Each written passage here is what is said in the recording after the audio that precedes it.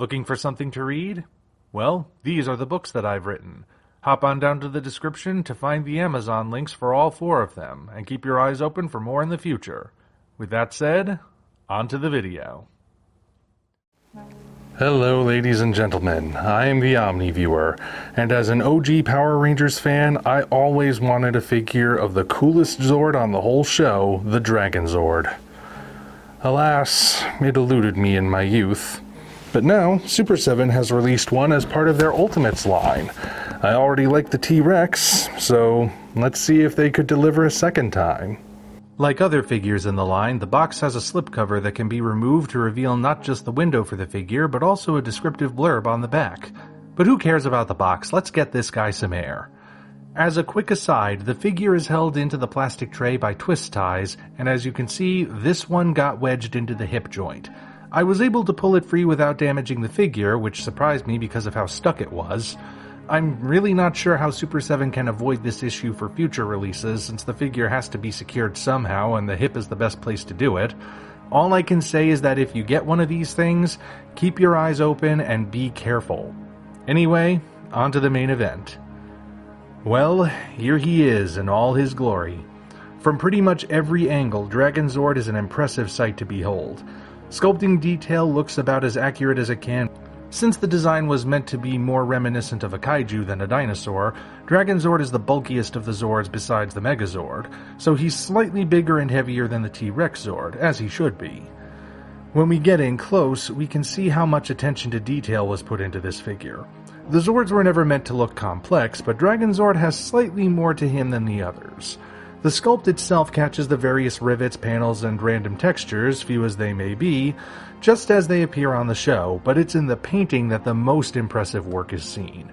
Now yes, a lot of the paint is applied to specific areas without much variation. Large portions of black, silver, green, and gold are found all over, and on areas that require a fine touch, like these lines on the neck, the application is precise and without bleeding. However, there are some areas where applying the paint was not as easy as just saying in the lines. There are parts of the body that sport a slightly more intricate swirling pattern, specifically on the chest, shoulders, head crest, and hips.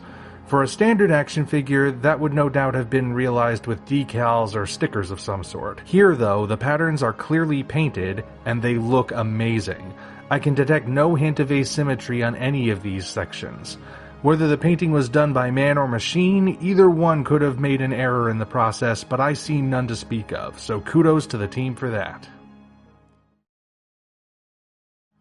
Part of what defines the Ultimates line is articulation, and boy is Dragonzord articulated. The torso and legs contain swivel joints that allow for all manner of different postures. This is in contrast to the T-Rex, whose legs were on simple hinges and whose torso could only rotate.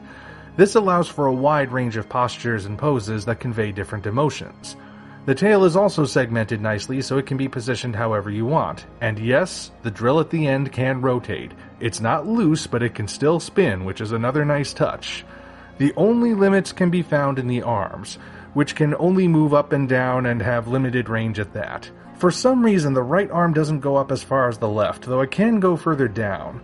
I'm really not sure what's causing that, as they both seem to be input incorrectly. Well, even with that anomaly, the hands can turn at the wrists to make up for it. Lastly, of course, the mouth can open and close, a movement that is, again, limited, but still appreciated as a detail. Now how about the accessories? Dragonzord ships with his neutral hands attached, but he comes with 3 more sets: closed fists, missiles loaded, and missiles firing. Each one is easy to switch out, and they do change the mood of the figure quite nicely. The fists naturally allow for a nice put-up-your-dukes attitude, perfect for posing him against an opponent. The loaded missile hands add a different sort of aggressive mood, though I think these would be most useful for photographers trying to capture a very specific scene. Then of course we have the firing missile hands, which are the coolest of the set. Now, these do not match up with the promo pictures, but that's fine because they still look good. As you can see, this is where we get a hint of asymmetry to the figure, as the missiles are all shown to be at different distances from the fingers and they do not mirror each other. This adds some visual flair to the figure and makes the firing look more natural than it might have if they were totally symmetrical. You may notice that there's also a hint of translucency in the yellow portions, which represents the rocket flames. While subtle, someone with a good eye for lighting could probably find a way to illuminate the figure in such a way that it highlights those portions for maximum effect. We then have the life-size power coin bearing the iconic footprint emblem of the Green Ranger, cast in metal with a nice golden hue, and the replication of the symbol is spot on. It's essentially the same as the T-Rex coin in all but emblem, and just like last time, it's a nice addition. I don't have much more to say than that. Then we have the Green Ranger himself, and this is where we actually see improvement over the previous set. Once again, the figure is tiny so as to be properly scaled to Dragonzord, and you can see he's cast in the flautist pose to summon his guardian beast. You might also notice the paint job this time around. His gloves, boots, and belt are white, the visor on his helmet is black, his collar shield is gold, and his dagger is silver. Why do I call this an improvement? Well, here he is next to the two Red Ranger figures that accompany the T-Rex. Notice how they are solid red with only a hint of white for the boots and gloves. That's the extent of the paint on them, and at the time I gave it a pass because they were so small. I figured adding more paint detail was too difficult. Seeing what they did with the Green Ranger though, I'm honestly surprised they didn't do this from the get-go. And of course, he looks great when perched atop the Dragonzord's shoulder. Jason David Frank would be proud, I think. So as you can see, this Dragonzord is not the one I've been talking about this whole time. What the heck?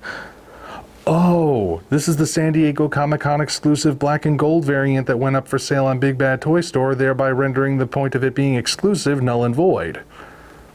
Well, may as well cover my bases. Yeah, given the popularity of Dragonzord, I'm not surprised that there's a variant, but what makes it different? Well, for starters, there's obviously the color. Any instance of green is removed, and most of the silver is also gone, except for the bit of silver added to the abdomen. Then there's the lack of missile hands. While the fists and loaded hands are included, the ones that are actually firing the rockets are absent. Here it is in the box, so you know I'm not holding out on you. Third, and this might be a fluke, but the arms both have the same range of movement as opposed to the uneven range on the standard figure. I really have no idea how that's possible if this is the exact same mold and articulation and everything, but that's the way it is. So is this figure worth the purchase? Honestly, the only reason to get the variant is if either you're a super Dragonzord fan who must have every version, or if you really like this color scheme. Otherwise, you're technically paying the same price to get an item with less to it than the standard version. Okay, so the variant might only exist for a very specific crowd. The standard version, on the other hand, is definitely shelf-worthy. But then again, it's hard to screw up something as cool as Dragonzord. Until such time as we meet again, this is the Omni Viewer signing off.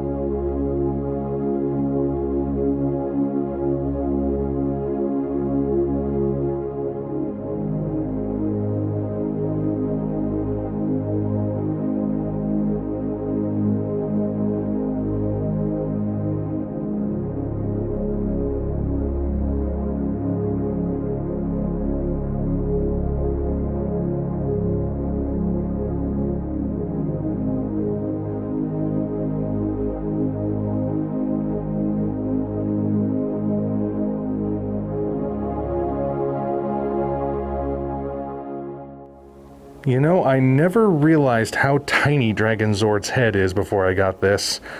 Then again, he was based on Godzilla, so I can't be that surprised. Come to think of it, Super7 also released Godzilla figures for the Ultimates line, didn't they? Maybe I should look into that. Thank you all for watching. If you want to see us keep doing what we're doing, you might consider doing all the usual YouTube things, as well as hopping down to the description to find links to DeviantArt, Patreon, Twitter, and links for the different books in the Tales from the Omni Vault universe. Your support is naturally appreciated. Thank you for watching, and we'll see you next time.